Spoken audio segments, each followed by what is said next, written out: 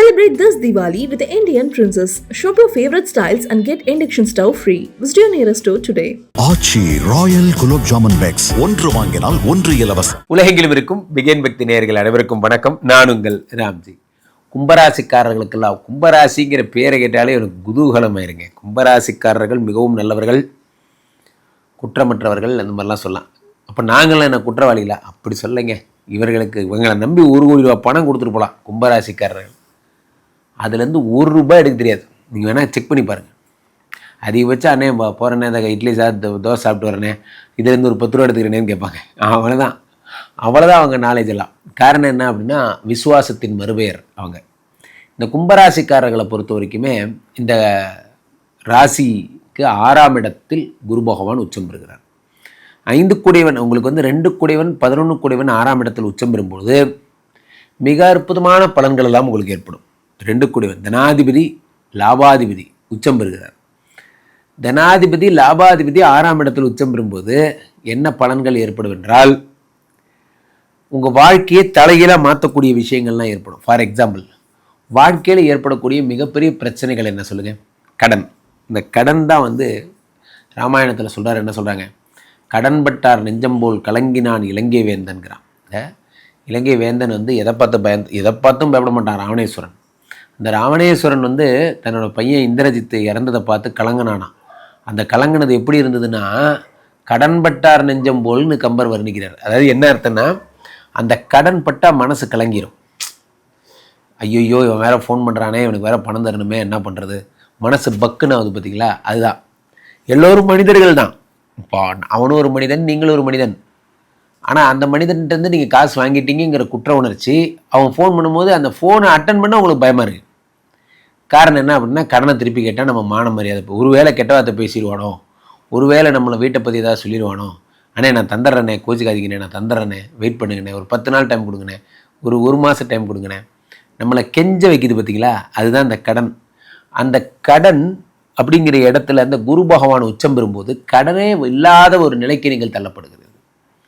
வேறு என்ன சார் வாழ்க்கையில் வேணும்?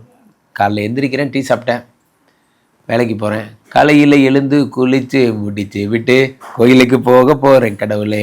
அந்த மாதிரி என் இஷ்டப்பட்டபடி வண்டி ஓட்டுவேன், வண்டி ஆன் பண்ணுவேன், தேவைன்னா ஓட்டுவேன், இல்லைனா சும்மா பூட்டி வச்சுப்பேன். எனக்கு டார்கெட்லாம் ஒன்றும் கிடையாது, என் இஷ்டம்தான். அப்படின்னா வாழ்க்கை எவ்வளோ பீஸ்ஃபுல்லாக இருக்கும் யோசிச்சு பாருங்கள். ஆனால் இப்போ எல்லாருமே தொடர்ந்து வேலை பார்க்கக்கூடிய ஒரே காரணம் என்னென்னா, கடனை கண்டிப்பாக அடைச்சாகணுங்கிற ஒரு நினப்பு தான். இந்த கடன் ஒரு விஷயம் இல்லைன்னா நம்ம யாருமே வேலைக்கு போக போகிறது இல்லை, அது வேறு விஷயம். 6ஆம் இடத்திலே குரு பகவான் உச்சம் பெறுகிறார். உச்சம் பெறுவதால் கடன் ஒழிகிறது, வியாதிகள், கடன், கஷ்டம் போன்றவை தருகிறது. சில பேருக்கு தீரா பெருவியாதி. யார்? கும்பராசிக்காரர்களுக்கு. எப்போ பார்த்தாலும் வியாதி, என்னன்னே தெரில சார், உடம்பு படுத்திக்கிட்டே இருக்குது. காலைல நைட்டு படுக்கிற வரைக்கும் நம்ம காலைல எந்திரிச்சு அதை செய்யணும்னு நினச்சிட்டே படுக்கிறேன். காலைல எந்திரிக்கும் போதே ஒரே டயர்டாகவே இருக்குது சார். ஒரே இன்ஸ்டா ரீலாக பார்க்குறேன், திருப்பி பார்த்தா 1 மணி நேரம் ஆயிடுச்சு.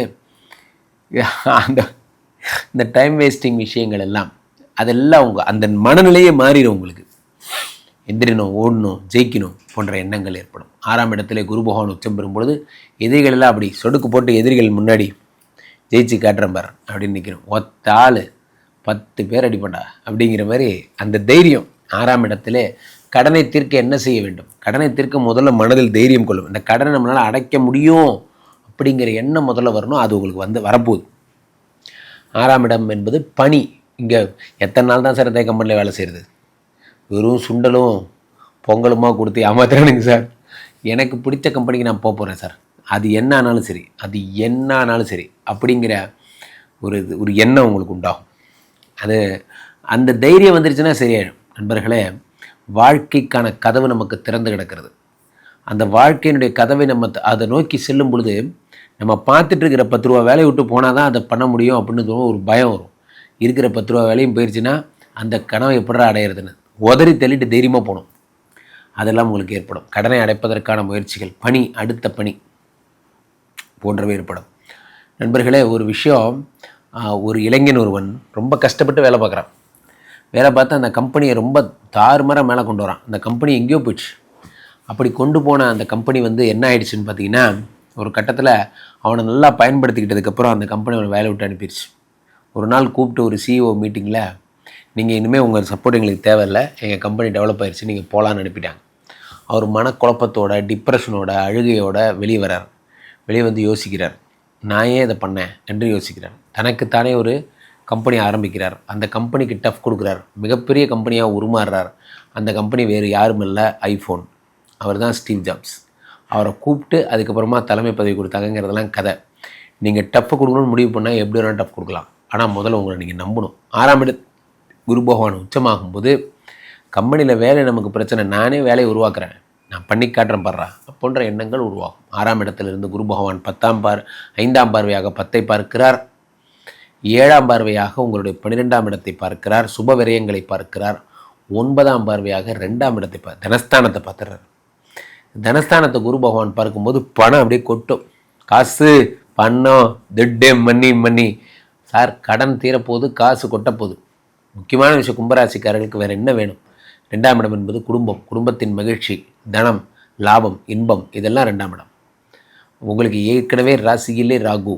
இந்த ராசியிலே ராகு வந்து என்ன பண்ணிட்டார்? ராசியில் ராகு வந்ததுனால ராகு பகவான் நிறைய இதை வந்து கெடுத்து விடுறார். என்ன பண்ணுறார்? ராசியில் இருக்கக்கூடிய ராகு பகவான் உங்களுடைய குடும்ப வாழ்க்கைக்கு மிகப்பெரிய எதிரியாக இருக்கார். அந்த ராசியில் இருக்கக்கூடிய ராகு 2ஆம் இடத்தில் குரு பகவான் வரும்பொழுது, குரு பார்வைப்படும் பொழுது குடும்ப ஒற்றுமை என்பது சேர்கிறது. ஒரு குடும்ப ஒற்றுமை என்பது நிலை பெறுகிறது. இதெல்லாம் ஏற்படும். கும்பராசிக்காரர்களுக்கு 6ஆம் இடம் என்பது வேற என்னெல்லாம் அப்படின்னு பார்த்தீங்கன்னா, எதிரிகள் நிறைய. எதிரிகளை கண்டு எப்பொழுதும் பயப்படக்கூடாது நண்பர்களே. காரணம் என்னவென்றால், புத்தர் ஒரு முறை போகிறார். போயிட்டு ஒரு இடத்துல வந்து ஒரு வீட்டில் கண்டபடி திட்டுறாங்க. அமைதியாக திரும்பி வந்துடுறார். அப்போ எல்லாரும் கேட்குறாங்க, என்ன புத்தரே, நீங்கள் எதுவும் அவர் பேசுனதுக்கு திருப்பி திட்டவே இல்லையேன்னு. அதுக்கு அவர் சொன்னார், இந்தாங்க நான் உங்களுக்கு ஒரு ரூபா தரேன், வாங்கிக்கோங்கன்னு கொடுக்குறாரு. அவங்க வாங்கவே இல்லை. இல்லை, எதுக்கு, எனக்கு எதுக்கு பணம் தரீங்க, வேணாம். புரியுதா உங்களுக்கு? நான் தர்ற பணத்தை நீங்கள் வாங்கிட்டீங்கன்னா நீங்கள் ஏற்றுக்கிட்டீங்கன்னு அர்த்தம். நீங்கள் வாங்கலைன்னா நீங்கள் ஏற்றுக்கலைன்னு அர்த்தம். அவர்கள் ஏதோ கொடுத்தாங்க, நான் வாங்கிக்கவே இல்லை, அதனால் நான் ஏற்றுக்கவே இல்லை. அந்த பேச்சை நான் ஏன் ஏற்றுக்க போகிறேன்? அதனால் அது பேசிய வார்த்தைகள் அவர்களுக்கே சொந்தம், நான் ஏற்றுக்கொள்ளவே இல்லையேன்னாரான். அது மாதிரி நன்றாக புரிந்து கொள்ள வேண்டும். 6ஆம் இடத்திலே இந்த சத்துருக்கள் வரும் பொழுது ஒரு விஷயத்தில் தெளிவாக இருங்கள். எதிரிகளெல்லாம் எதிரிகள் இல்லை. நீ யார் வேணால் என்னை எதிரி நினச்சிக்கோ, நான் யாரை எதிரி நினைக்கிறேனோ அவன் தான் எனக்கு எதிரி. நண்டு சிண்டெல்லாம் பதில் சொல்லிட்டு இருக்க முடியாது போன்றவைகள் நீங்கள் முதலில் முடிவு செய்ய வேண்டும். 6ஆம் இடத்திலே குரு பகவான் உச்சமாகும்போது சத்துருக்களை எதிர்கொள்ளும் தைரியம் என்பதெல்லாம் உண்டாகும். சத்துருக்கள் முன்னாடி வாழ்ந்து காட்டுவீங்க. நம்ம நல்லாவே வாழக்கூடாதுங்கிறவங்களுக்கு நம்ம கொடுக்குற சரியான தண்டனை என்ன? அவங்க முன்னாடி நல்லா வாழ்ந்து காட்டுறது தான். அதை நீங்கள் செய்ய போகிறீங்க. கும்பராசிக்காரர்களுக்கு சிறப்பு.